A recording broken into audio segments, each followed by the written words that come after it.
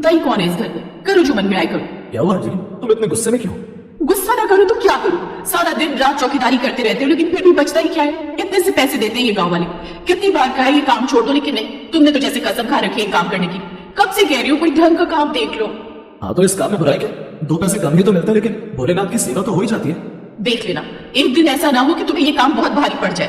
कुछ नहीं होगा अंजलि, और तुम जानती हो ना मुझे भोलेनाथ की सेवा करना कितना अच्छा लगता है। अनुज गणेशपुर नाम के एक गांव में शिव जी के मंदिर की चौकीदारी करता था। उस मंदिर में खूब सारी सोने की मूर्तियां थी जिनकी देखभाल वो करता था। गणेशपुर गांव का वो मंदिर हर जगह शिव जी की सोने की मूर्तियों के लिए फेमस था।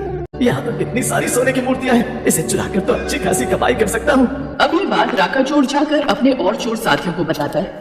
हाँ तो मोटा माल लगेगा, लेकिन सुना उस मंदिर का जो पहरेदार यानी कि चौकीदार अनुज है वो हर वक्त उस मंदिर की पहरेदारी में लगा रहता है और किसी चोर को तो फटकने तक नहीं देता वहाँ। अरे कुछ नहीं होगा, हम बड़े ध्यान से काम करेंगे।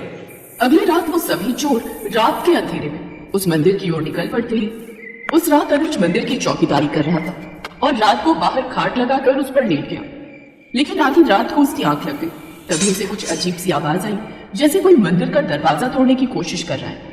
ये देख अनुज जोर जोर से चिल्लाने लगता है। तभी कुछ लोग हाथों में लाठी लेकर वहां आते हैं और फिर वो चोर मौका देखकर वहां से गायब हो जाते हैं।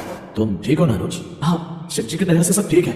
आज तो उस चोर को मौका नहीं लग पाया, लेकिन जिस दिन उसे मौका लगेगा वो तुरंत मंदिर की सारी मूर्तियों को चुरा कर ले जाएगा। नहीं, मेरे रहते ऐसा कभी नहीं होगा। लेकिन इस बात से अब अंजलि और भी ज्यादा डर जाती है और वो अनुज को वो नौकरी छोड़ने की सलाह देती है। लेकिन अर्जुन इसके लिए मना कर देता है। जब तुम्हें भक्ति पूजा पाठ यही सब करना था तो मुझसे शादी करके मेरी जिंदगी बर्बाद क्यों की? घर परिवार के लिए कोई जिम्मेदारी है या नहीं?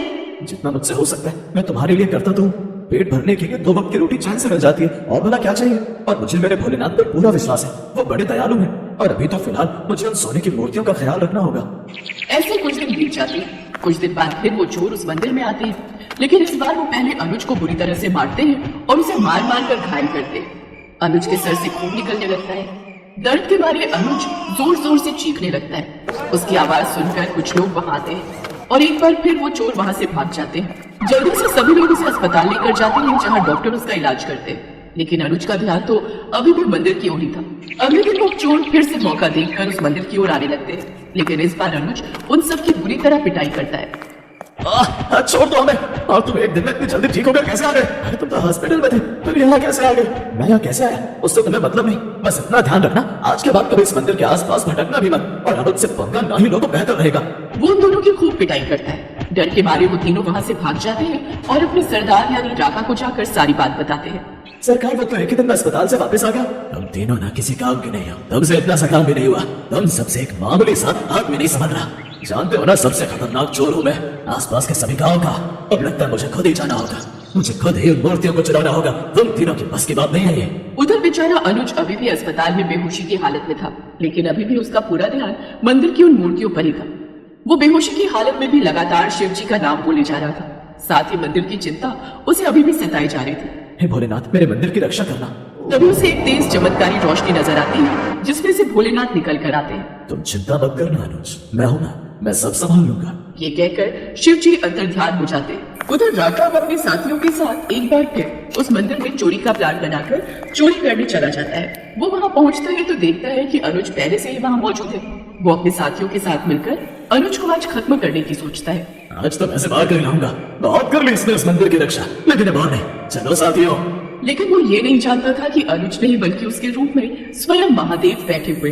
राका चाकू लेकर उसको मारने के लिए आगे बढ़ता है कि तभी अनुज के रूप में महादेव राका को दोनों हाथों से उठाकर हवा में गोल गोल चक्री की तरह घुमाते और उसे जोर से जमीन पर पटकते थे, जिस कारण राका को बड़ा गुस्सा आता है। कौड़ी के इंसान तूने राका दादा पर हाथ उठाया, अब मुझे सोने की मूर्तियां मिले या ना मिले, लेकिन आज तेरे प्राण को लेकर ही जाऊंगा। उनके शोर शराबे से आसपास के लोग वहाँ आते हैं। अरे अनुज तो अस्पताल में है, फिर ये कौन है जो बिल्कुल अनुज जैसा दिखता है? हे प्रभु ये क्या लीला है? तभी अंजलि भी आ जाती है। हाँ ये क्या, अभी तो मैं अस्पताल में उनसे मिलकर आई हूँ, फिर ये कौन है? कई सारे सवाल अंजलि के मन में चल रहे थे। उधर शिवजी ने राका और उसके दोस्तों की बुरी तरह पिटाई कर दी। तभी अंजलि को अपनी गलती का एहसास होता है। हे महादेव मुझे माफ कर दीजिए, मैं हमेशा अपने पति को इस मंदिर की देखरेख करने से रोकती थी, लेकिन मैं पागल क्या जानूं जिन्हें वो इतना प्यार करते हैं उन्हें स्वयं भोलेनाथ भी कितना प्यार करते हैं। अर्जुन की खातिर आप यहाँ तक आ गए। मैं जानती हूँ प्रभु ये आप ही हैं, हमें दर्शन दीजिए प्रभु। ये सुनकर महादेव मुस्कुरा देते हैं, फिर वो अपने असली रूप में आ जाते हैं।